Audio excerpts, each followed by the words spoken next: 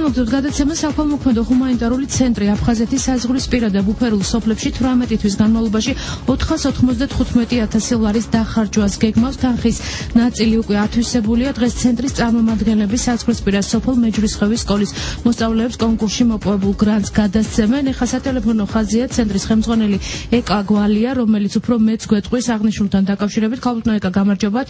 მოგესალმებით, მინესალმები რადიო მსმენელებს. მადლობთ, რომ მონაწილეობთ გადაცემაში. ქალბატონო ეკა, თუ შეიძლება უფრო მეტი გითხრათ ამ 495,000 ლარზე, ანუ რა პროექტებს მოხმარდება ეს აღნიშნული თანხა და ასევე გრანტები, რას ეხებოდა კონკურსი, რომელიც გამარჯვებულები უკვე ცნობილია.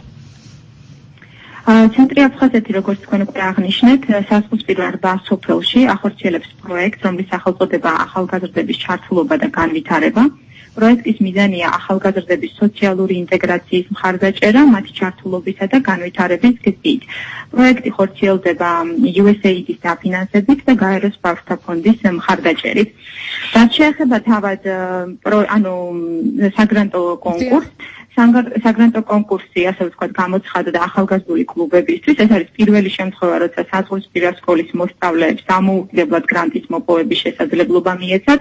წარმოდგენილი პროექტები უნდა პასუხებდეს სკოლაში ან თემში არსებული პრობლემების მოგვარებას კლუბების აქტიური მონაწილეობით. პროექტების ძირითადი შესაძლო თემატიკა შეიძლება იყოს ჩანსახი ცხოვრების წესი, ეკოლოგია, სამოქალაქო განათლება და თითოეული პროექტის ბიუჯეტი უნდა შეადგენდეს 400-დან 600 ლარს. და რამდენი გამარჯვებული, ანუ რამდენმა მოსწავლემ მიიღებს გრანტს ამ პროექტიდან გამომდინარე? ამ ეტაპისათვის, ეს კონკურსი, ასე ვთქვათ, გრძელდება 18 თვის განმავლობაში გაგრძელდება საერთოდ პროექტის განხორციელება. დღეს ჩვენ გრანტს გადავწევთ კონკრეტულად სოფელ მეჯვრისხევში მოქმედ ახალგაზრდულ კლუბს, რომელიც შემდგომში დამოუკიდებლად განახორციელებს პროექტს ეკოლოგიის თემაზე და თემში ცნობიერების ამაღლებას შეუწყობს ხელს. თუმცა წლის ბოლომდე და შემდგომი თვეების განმავლობაში პროექტში მონაწილე ყველა სკოლას, სადაც შექმნილია 56 კლუბი, ექნება შესაძლებლობა, რომ გრანტებით ისარგებლონ და მათ სკოლებში ან თემებში არსებულ სოციალურ პრობლემების მოგვარებაზე იმუშაონ. ანუ თითქმის ეს 9 მილიონი ლარი დაიხარჯება ამ სკოლებთან მიმართებაში, თუ ამაში კიდე ჩადებულია სხვა პროექტების განხორციელებაც?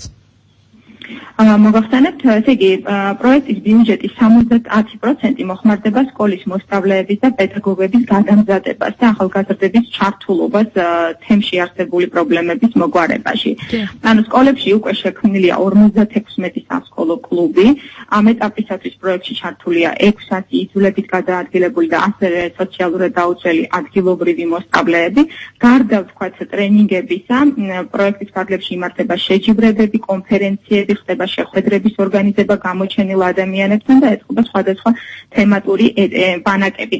დღეისათვის დღევანდელი მდგომარეობით დახარჯული არის ამ თანხიდან, ამ 9 მილიონი ლარიდან 99,000 ლარი.